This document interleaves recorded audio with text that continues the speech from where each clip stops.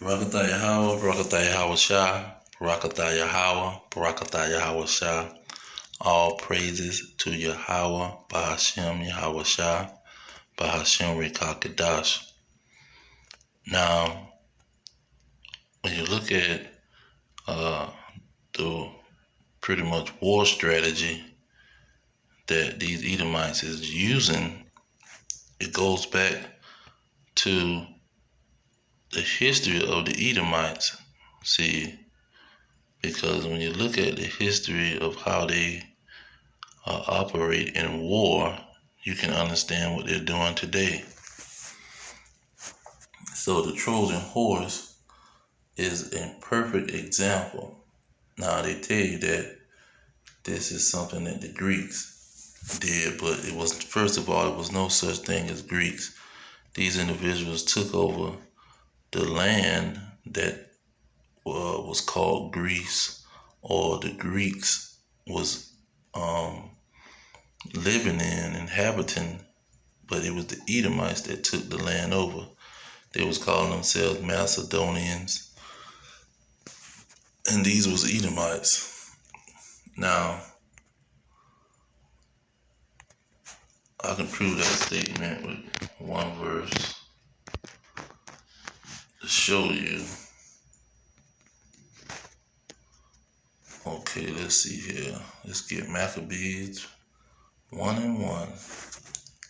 It said, and it happened after that Alexander, son of Philip the Macedonian. See, these Macedonians was all Edomites. That's another place that they named after somebody, but they bloodline was Edomites.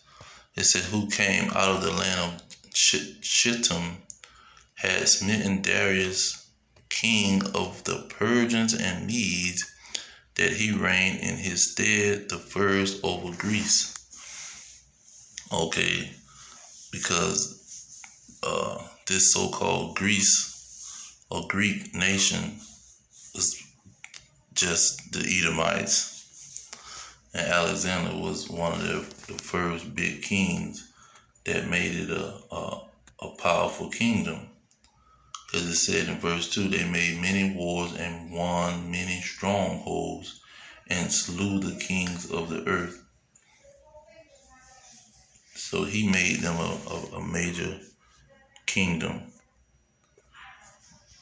And he was an Edomite, a Macedonian.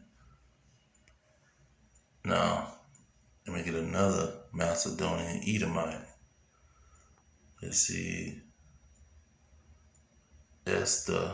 Let's get Esther. Additions to Esther. Should have been 10. Let's see if it's in 10. No. I think it might be in 11. It talks about Haman. Now I'm thinking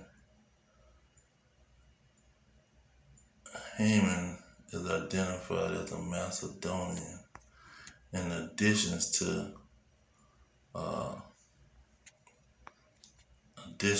Esther. Let's see here. Chapter 14.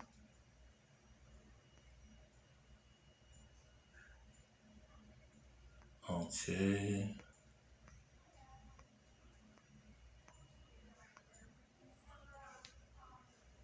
Okay, it might be 15. Macedonian 16.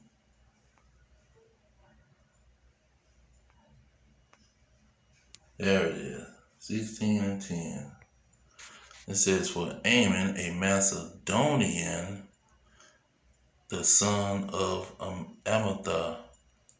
Okay, we just want to get that Macedonian and Haman. This is talking about Haman. So let's go to the Esther in the Bible and see who else is he connected to. 3 and 3, I think it is.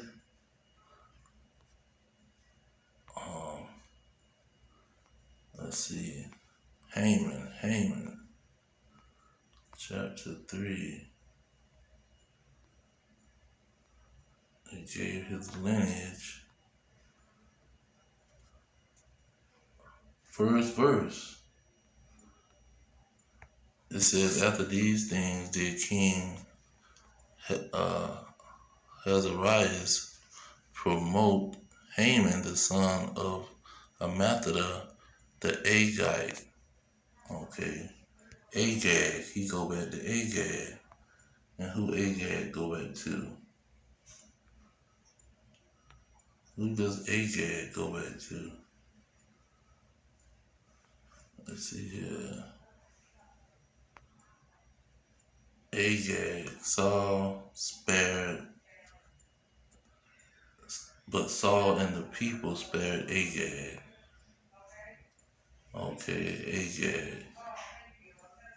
Agag was the king of the Amalekites. And we know the Amalekites is the Edomites. Now look at verse 20. It said, and Saul said unto Samuel, Ye, I have obeyed the voice of the Lord and have gone the way which the Lord sent me, and have brought Agag, the king of Amalek, and have utterly destroyed the Amalekites.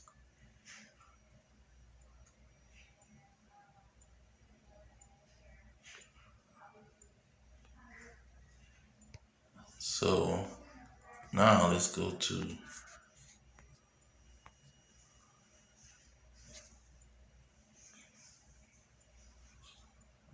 let's see here. So let's look at the Trojan horse. It said a hollow wooden statue of a horse in which the Greeks concealed themselves in order to enter Troy.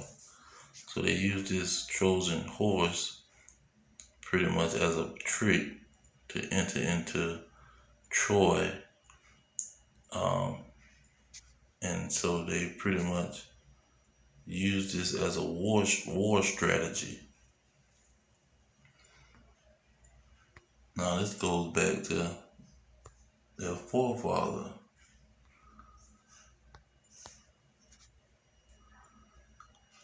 Genesis 25:27, and the boys grew, and Esau was a cunning hunter, a man of the field. Okay. Cunning hunter.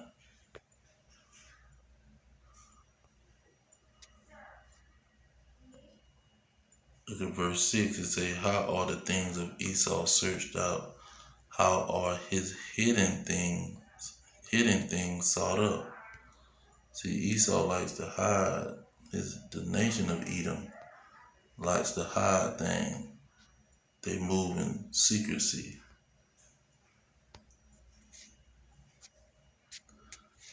Jeremiah 49:10, but I have made Esau bare. I have uncovered his secret places, and he shall not be able to hide himself. His seed is spoiled, his brethren, his neighbors, and he is not going to be able to hide himself. And so this is how they get down. So this is how pretty much this is what they're doing now. Let's get that here. It says, in 16, and he caused all, both small and great, rich and poor, free of bond, to receive a mark in their right hand or in their forehead.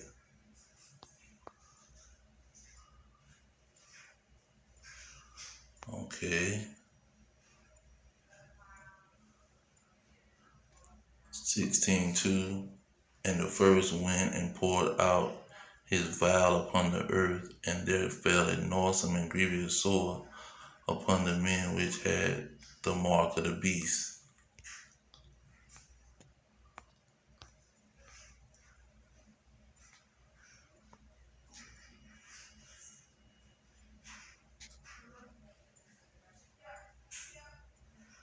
Okay, let's see here. Get this mark of the beast. 14. It says, and the third angel, verse 9, let's highlight this. And the third angel followed them, saying with a loud voice, if any man worship the beast and his image, and receive his mark in his forehead or in his hand, verse 10, the same shall drink of the wine of the wrath of God, which is poured out without measure. I'm going to leave it there. So this is how these individuals is going to get into the lake of fire, because these Edomites is going to deceive them. Look at 23.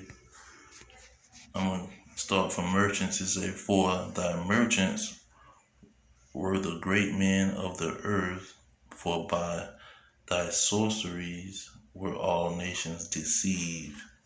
See, all nations is going to be deceived by these Edomites, because they know how to use war strategies of deception. And if you ever read the book, The Art of War, the art of war is based on deception. That's the art of war. And so this is what we're dealing with when you go to 12 and 17 and say, and the dragon was wroth with the woman and went to wage war with the remnant of her seed. So this is this mark of the beast is how the Edomites is going to wage war with the seed of Israel. See, and so pretty much this is what we're experiencing here in Babylon the Great. We have been flooded with all kind of deceptive lies and deceptive weapons and Trojan horses of the Edomites. But I'm going to leave it there. All praises to Yahweh, Bahashem Yahweh Shai, Bahashem Rekakadash. Double honors to the elders pushing the truth. Peace of the elect worldwide. Our kingdom is at hand. Shalom.